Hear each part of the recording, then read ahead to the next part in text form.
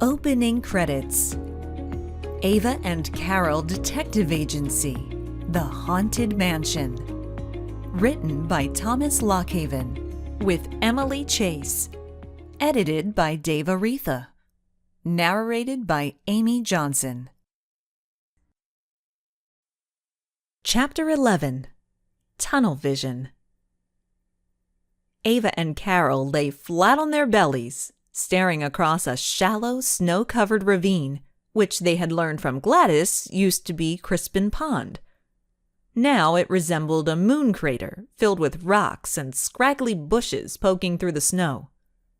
There was, however, one other thing that brought a smile to Carol's lips. Tire tracks. And those tracks disappeared behind a wall of dirt and rocks. It was pitch black outside, except for the occasional break in the clouds revealing a full moon. "Can your blood freeze?" whispered Ava through chattering teeth. "Only your brain can freeze, so in your case you have nothing to worry about." "If you're implying that I—" "Shh! Voices!" whispered Carol excitedly. Ava nodded.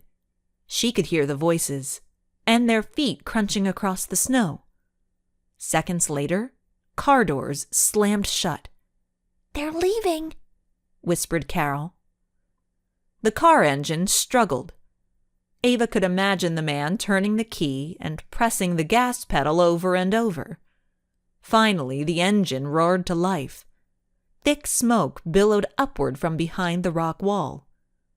"Thank goodness," whispered Ava. "For a moment, I thought we were going to have to push them." Moments later, the car appeared. It was the perfect car if you wanted to go unnoticed. An older model, dark gray Toyota.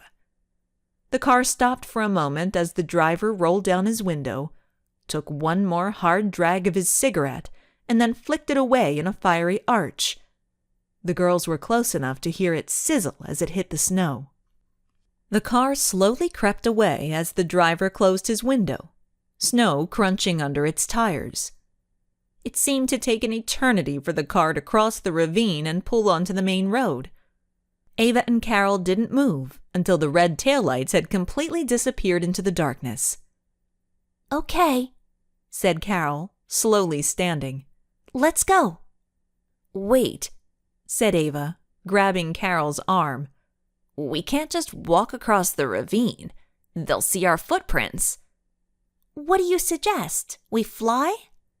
"Yes, I have a pouch of this glittery powder. Just sprinkle some on the top of your head." "Ava! Seriously!" "Fine. Follow me," said Ava. "I saw this in a movie."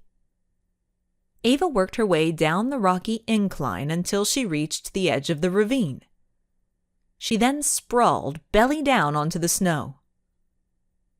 "Well?" she asked, looking over her shoulder. I'm coming," said Carol. Carol joined Ava, and like two water spiders, they traveled across the snow to where the car had appeared. There was a massive hill made of dirt and rock that the thieves had used as a natural barrier to hide their car behind.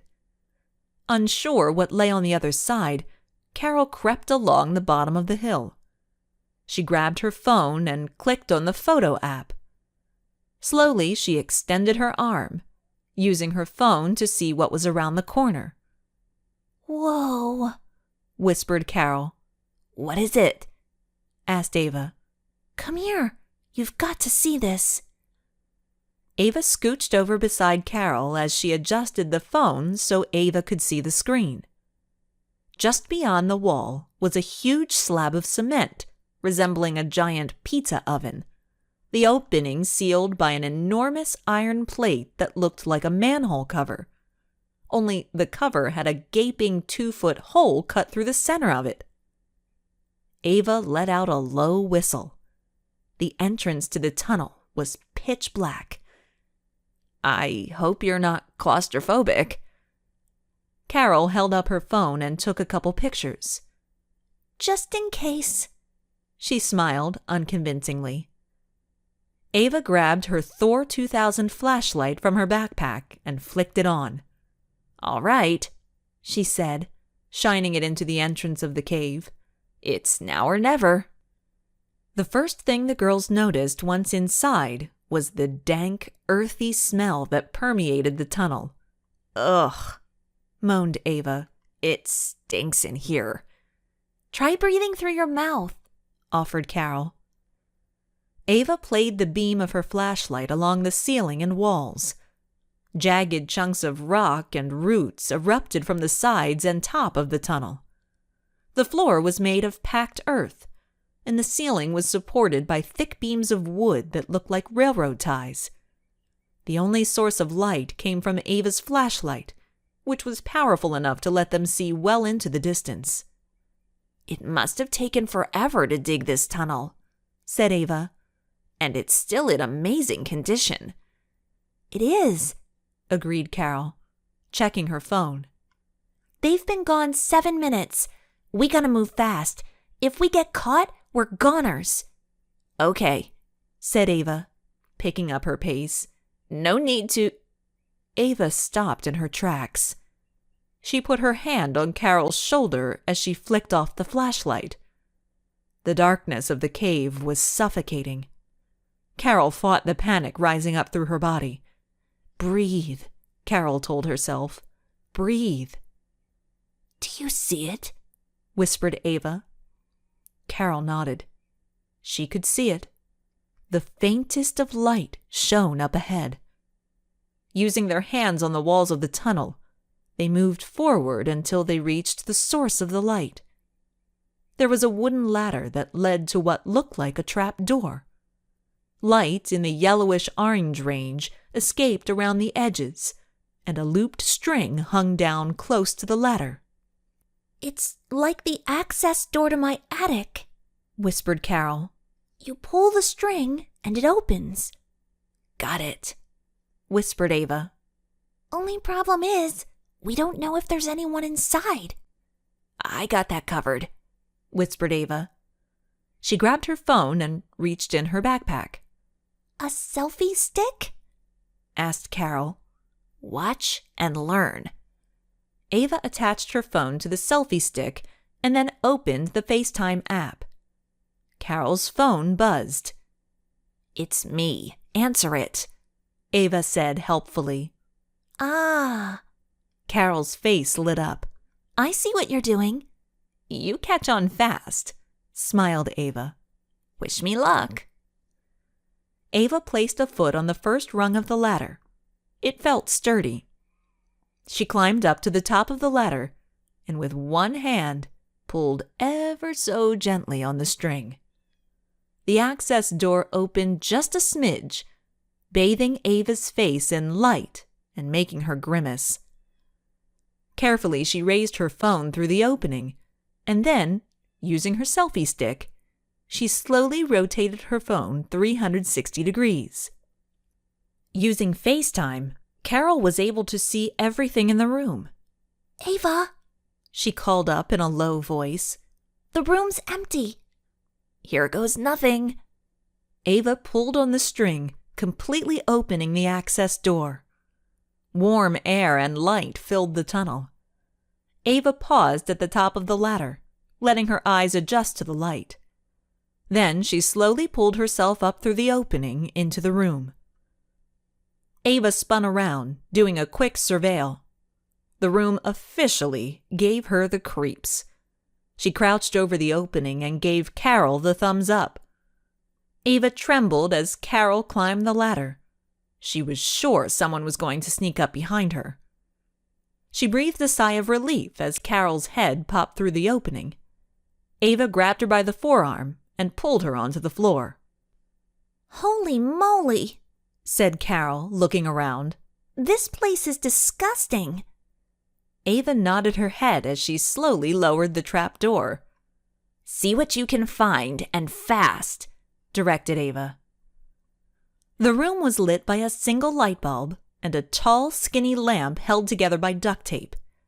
2 makeshift desks made from cardboard boxes sat at the center of the room. Each desk had a laptop and was connected to wireless hotspots. In front of the desk was a standing children's chalkboard filled with images and maps. The windows were covered with thick black cardboard.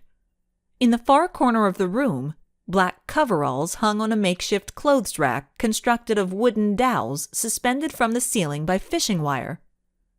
Beneath the coveralls were 3 large backpacks and a machine on wheels that looked like some kind of generator. Ava pulled at the corner of one of the pieces of cardboard covering the window. She crouched down and squinted through the opening. It took a moment to get her bearings, and then she realized exactly where they were. "You were right, Carol. We're in the butcher house. It's the basement." Carol nodded. She was staring at the chalkboard, her hands on her hips. "Ava, come here quick. Look at this." Ava rushed over to Carol's side. "Here's the map of the tunnel system. Look right here," she said, jabbing excitedly. A red circle was drawn around the bank and the jewelry store. "Carol, there's a—" "I know," said Carol. She stared at the 3rd circle. It was drawn around Archie's collectibles. "Why Archie's collectibles? Are they going to get matching lockets?" "No. Remember, these guys seem to like things quick and easy. My guess is they're after his collection of rare baseball cards. Remember his pride and joy, the Babe Ruth card? That card alone is worth $700,000. "Oh, yeah," said Ava. "And he has some super valuable comics." "Ava, take some pics of the board. I'm going to see what else I can find, and I'm setting my alarm for 5 minutes. "Good idea," agreed Ava, as she grabbed her camera and began taking pictures.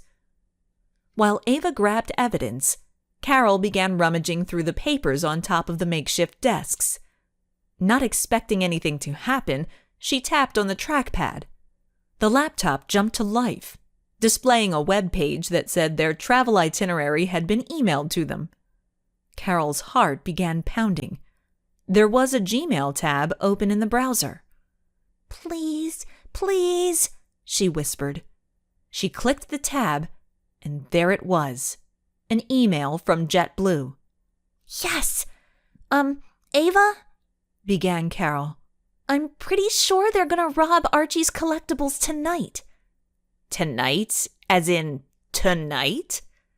"They have a 5:20 a.m. flight out of Rhode Island. And get this, they're going to Mexico City." "If they get to Mexico," worried Ava, "they'll disappear forever." "That's why we have to stop them," said Carol, scribbling the flight information on a scrap of paper. "If we can find where they hid the diamonds and money, they can't leave. They won't leave without that," said Ava. Carol glanced worriedly at her phone. They had 3 minutes to find the stolen goods and get out of the house. "Where do you think they would have hidden it?" asked Ava, as she flew around the room, searching under tarps, boxes, and mountains of junk. "There's like 1,000,000 hiding places." "Could be anywhere," said Carol. "They have this entire house. It could be in the walls, under a loose floorboard. It could—" Carol paused. Her heart began to beat wildly. She could hear voices coming from the tunnel. "Ava! Ava! They're coming!"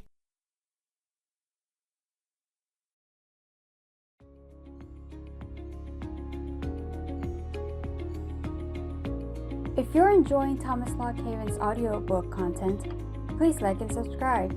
It's the best way to help out the channel.